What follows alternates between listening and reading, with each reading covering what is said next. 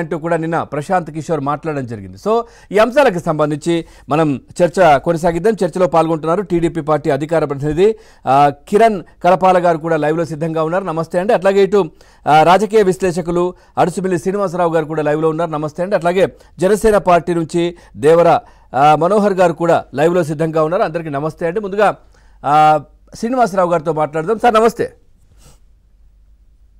Sir ఏం చెప్తారు? నిన్న ఏదైతే ప్రశాంత్ కిషోర్ అన్న వ్యాఖ్యలు గతం నుంచి కూడా మీలాంటి విశ్లేషకులు కావచ్చు, లేదంటే ప్రతిపక్షాలు ప్రజల నుంచి కూడా చాలా వినిపించాయి ఈ మాటలు. ఎందుకంటే ఆంధ్రప్రదేశ్లో ఎక్కడ అభివృద్ధి లేదు, ఎక్కడ సంపద సృష్టి లేదు, ఎక్కడా కూడా అట్లాంటివి లేవు, బటన్ నొక్కుతున్నానని చెప్తా ఉన్నాడు. విచ్చలవిడిగా ప్రభుత్వ భూములు కావచ్చు, ఆస్తులు కావచ్చు తనఖా పెట్టడం, అమ్మడం, క్లియర్గా చెప్పాలంటే మద్యం బాండ్లను కూడా తాకట్టు పెట్టి మద్యపాన నిషేధం అని చెప్పాడు. కానీ ఆ బాండ్లను కూడా తాకట్టు పెట్టి తెచ్చి ఇటు సంక్షేమము డబ్బులు వేస్తున్నామనే దానికి ఖర్చు చేస్తూ ఉన్నారు తప్పించి ఎక్కడ డెవలప్మెంట్ లేదు. ఈ నేపథ్యంలో జగన్ ఘోరంగా పరాభవం ఎదుర్కోబోతున్నారు అనే వ్యాఖ్యలు ఏం చెప్తారు సార్? అందరికీ నమస్కారం అండి. కిరణ్ గారికి, మీకు, జనసేన నాయకులందరికీ కూడా నమస్కారం అండి. ఇక్కడ పవన్ గారు, మనం మొదటి నుంచి కూడా జగన్మోహన్ రెడ్డి గారి వ్యవహారంలో ఆయన ప్రజల్ని చులకనగా చూస్తున్నాడు.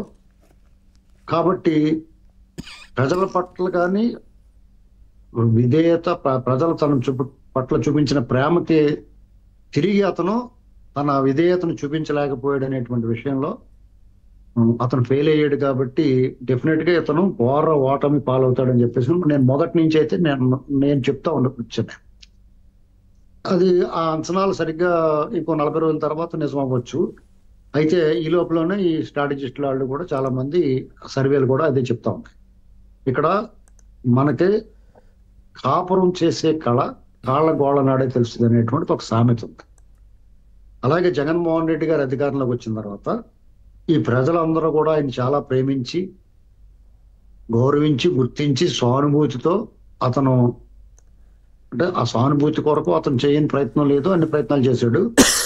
అలాగే అనేక మంది పక్క రాష్ట్రం వారు కానీ, పైన ఉన్న వాళ్ళు కానీ, అలాగే విశ్రాంతి అధికారులు అనేక మంది ఆయన సాయం పెట్టి అందరూ కూర్చోబెట్టారు. కూర్చోబెట్టిన తర్వాత ఆయన ప్రజల పట్ల బాధ్యత మర్చిపోయాడు, తను ఇచ్చిన హామీలు మర్చిపోయాడు, మడమ తిప్పాడు, మాట తప్పాడు. ఇలాంటి విషయాలను చూసిన తర్వాత డెఫినెట్ గా ప్రజలు యావగించుకుంటారని అనిపించింది. అంతటితో సరిపెట్టకుండా గత ప్రభుత్వం హయాంలో వారు ఆ రాష్ట్రాన్ని ముందు తీసుకెళ్ళడానికి ప్రయత్నం చేశారు. ఆ ప్రయత్నాలన్నీ అడ్డుకోవడమే కాకుండా ఆంధ్రులకి రాజధాని అనేటువంటి దాన్ని ప్రశ్నార్థకం చేశాడు. పోలవరం విషయంలో కానీ, ప్రత్యేక హోదా విషయంలో కానీ, ఉద్యోగులకి ఇచ్చిన సిపిఎస్ రద్దు విషయంలో కానీ అనేక విషయాల్లో ఆయన మాట తప్పడం జరిగింది.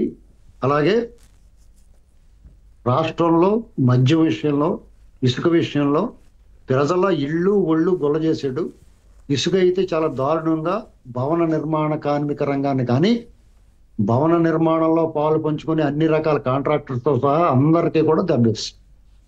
ఇలాగా ఈ వరవడిలో తన పరిపాలనా వైఫల్యం చెందటమే కాకుండా అనేక అసంబద్ధ ప్రజా వ్యతిరేక నిర్ణయాలు తీసుకోవడం, తను పరిపాలనలో తను చేతకాని వాడిని అనేటువంటి దాన్ని ఎప్పటికప్పుడు ప్రూవ్ చేసుకుంటూ వచ్చాడు. దీనికి తోడు లా అండ్ ఆర్డర్ విఫలమైంది.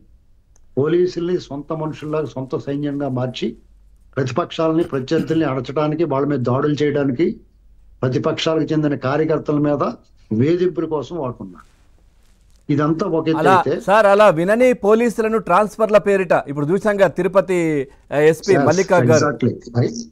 ఎగ్జాక్ట్లీ చాలా వరకు చాలా మందిని అప్రధాన్యత శాఖల్లో వేసి, కొంతమందిని అయితే విఆర్లో పెట్టి, తన సొంత సామాజిక వర్గంలోనూ తన మాట మాత్రమే వినే వాళ్ళని, తనకి భక్తులుగా ఉండే వాళ్ళని తన దగ్గర చుట్టూరు పెట్టుకున్నాడు. ఆయన వాళ్ళతో క్రమశిక్షణ కలిగిన డిపార్ట్మెంట్ కాబట్టి స్థైర్య విహారం చేస్తూ ఉన్నారు.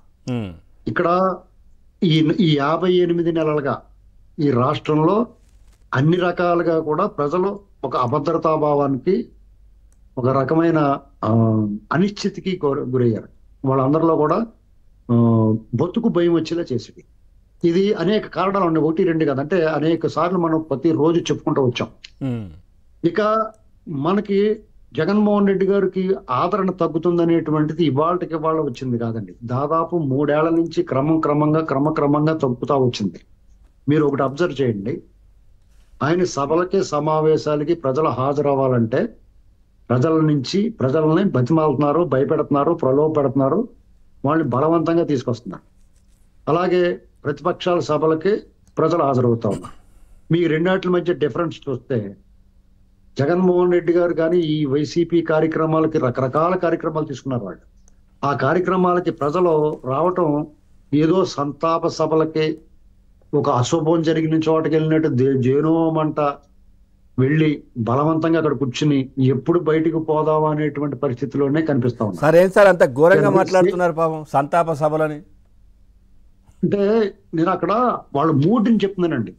సంతాప సభ ఆ ప్రజల మూడ్ని చెప్పదలుచుకున్నానంటే ఇంత కఠినంగా ఇంత వాస్తవంగా చెప్తేనే కానీ చాలా మందికి అర్థం. ఎందుకంటే మాకు జనం వస్తున్నారు కదా అని చెప్పేసి అంటున్నారు కాబట్టి చెప్తున్నాను.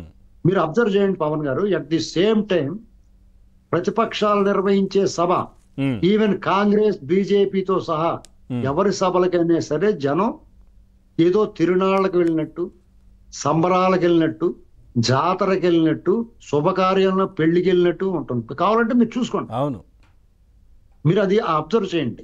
వాళ్ళందరూ కూడా అంటే వాళ్ళు ప్రతిపక్షాలకి ఏం చెప్తున్నారు, వీళ్ళ ప్రతిపక్షాలు అర్థం చేసుకోవడం కొంచెం లేట్ అయింది. ప్రజలు ఏం చెప్తున్నారంటే మమ్మల్ని ఇతని బారి నుంచి కాపాడండి అయ్యా. దీనికి క్లియర్ ఎగ్జాంపుల్ మంగళగిరిలో ఒక ఆర్టీసీ ఉద్యోగి ఇంటి మీద ఒక పత్రిక విలేకరి దాడి చేసి ఇల్లు స్వాధీనపరచుకోవడానికి అతని ఈదిలోకి ఈడ్చేస్తే అతను అన్న మాట వీడియో వైరల్ అయింది. కావాలంటే మీరు అది కొడితే వస్తుంది, యూట్యూబ్లో నెట్లో కొట్టండి.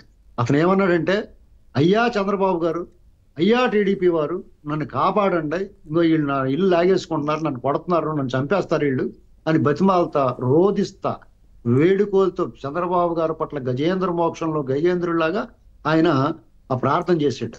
ఇలాంటి అనేకం జరుగుతూ ఉన్నాయి. ప్రజలందరూ కూడా చంద్రబాబు నాయుడు గారి సభలకు ఎందుకు వస్తారు? 4.5 దశాబ్దాల నుంచి ఆయన రాజకీయాల్లో ఉన్నాడు. ఏనాడు చూడని జనాన్ని ఇవాళ చూస్తున్నాడు. ఆయన కూడా దిగ్భ్రాంతి గురవుతున్నాడు ఆ జనాల స్పందన చూస్తుంటే. ఆయనతో పాటు మనకు కూడా విచిత్రంగానే ఉంది, ఇంత జనం ఎందుకు వస్తున్నారని అబ్జర్వ్ చేయండి.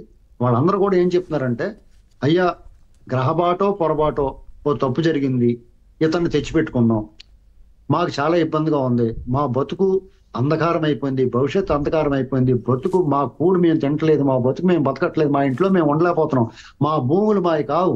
ఇలాంటి పరిస్థితుల్లో మీరొచ్చి కాస్త మా పరిస్థితి, మా కూడు మేము తినేలాగా మా ఇంట్లో మేము ఉండేలా చూడండి. మాకు అభివృద్ధి కూడా అవసరం లేదు, అవసరమైతే వాళ్ళు వాలంటరీగా డిక్లేర్ చేస్తారు, మాకు అభివృద్ధి కూడా అవసరం లేదు, మా బతుకు మమ్మల్ని బతకనివ్వండి చాలు అనేటువంటి భావనలోకి వచ్చారు. వాళ్ళలో స్పష్టంగా పశ్చాత్తాపం కనిపిస్తా ఉంది.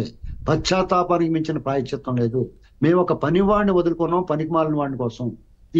మాకు నిర్మించేవాడు కావాలి కానీ కూల్చేవాడు వద్దు.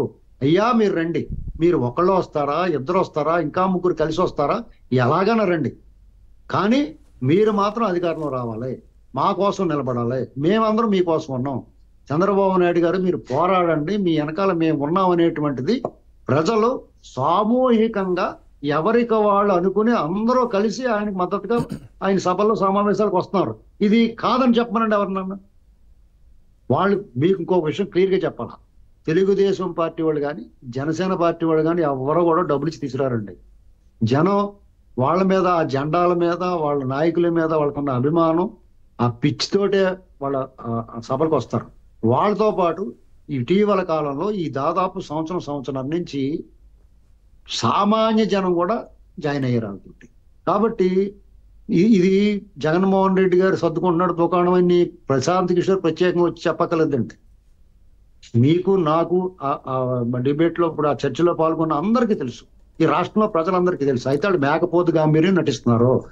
అయితే ఇక్కడ జాగ్రత్తగా ఉండాల్సింది ఏంటంటే, ఈ రకమైన వైఫల్యం చెందినప్పుడు చాలా దురహంకారపూరిత వైఖరి ఉన్న ఒక పెత్తందారైన పాలకుడు, క్రూర స్వభావం ఉన్నప్పుడు వాళ్ళు ఎంతకైనా బరిదెగిస్తారు, ఎంతకైనా తెగబడతారు.